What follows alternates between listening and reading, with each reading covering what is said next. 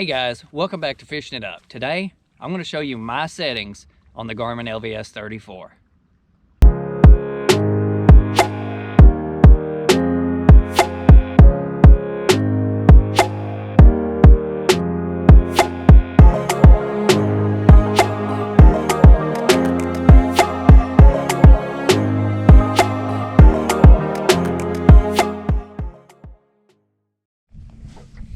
Alright guys, we're going to start out by going to the Panoptix button.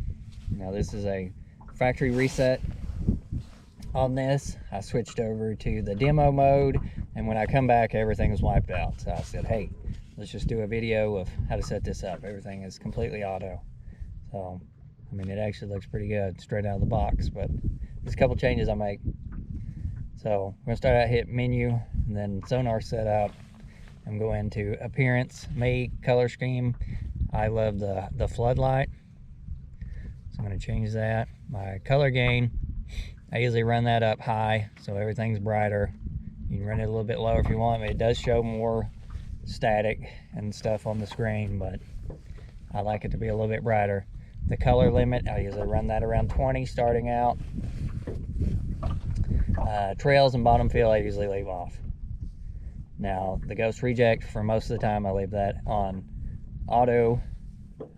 Noise reject, for now, medium's probably fine. You can see as we start going to off, and it adds a little bit more interference on there, so we're going to leave that about medium. Let's go into layout. Typically, the reverse range, you can change that to minimum or default or full, or you can completely hide it. I usually run mine on medium, and then the compress range, I usually leave that off. What that does is make from 60 out to 100 smaller, and everything up to 60 larger on the screen. So if I can turn that off. I usually don't do that, I leave things alone. You can see a fish actually swimming in here, right here. There's some, it looks like there might have been some shad out there. We will find out, or I will. We'll go back into sonar setup, TVG, the time varied gain. It's so clear right now you really can't tell difference, but I usually run it on low or off most of the time. Leave all that on. The orientation, I leave that on auto. We've calibrated the compass in another video. My install depth, that's what it is. It's a foot underneath the water, so I'm going to leave that set to a foot. The focus, we're going to leave that on auto fresh for right now.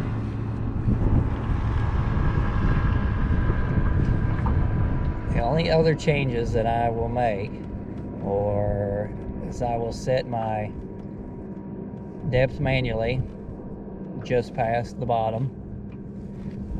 My distance, I will also set that manually. And my gain, which you could set that, oops, I went to 100. I usually run somewhere around 70 depending on pollen and everything else. We'll pull over and I'll show you some bank shots. Well, I didn't quite make it to the bank, and you can see here, run this back, get this fall of shad. Getting pretty big up on the screen.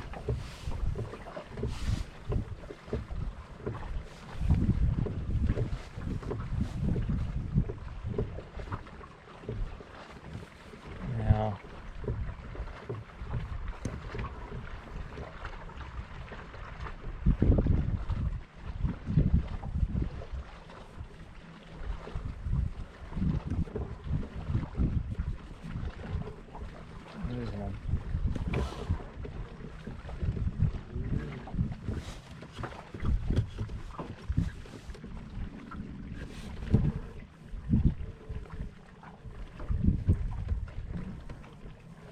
they went under the boat and took off. This is where the reverse range comes into play.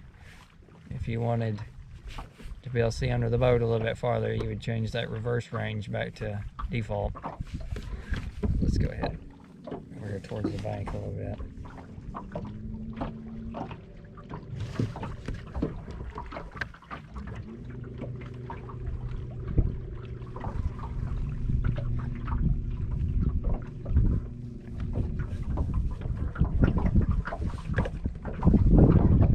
I would have to pick one that has no cover and no significant structure to it. It's just as plain Jane as can be. Oops. Wrong way.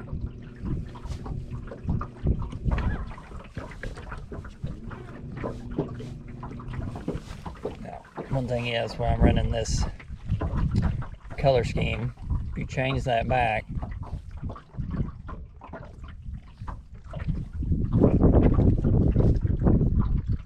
say we want to run the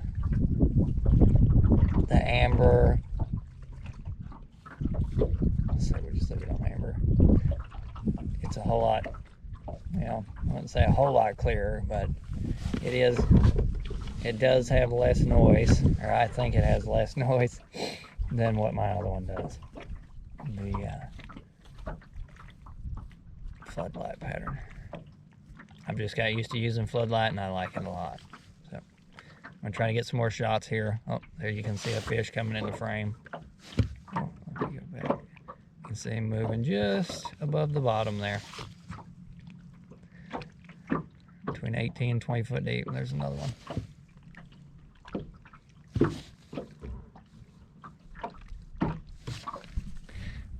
Hopefully you've enjoyed today's videos. Please consider subscribing. As always, thanks for watching, and we'll see you next time on Fishing It Up.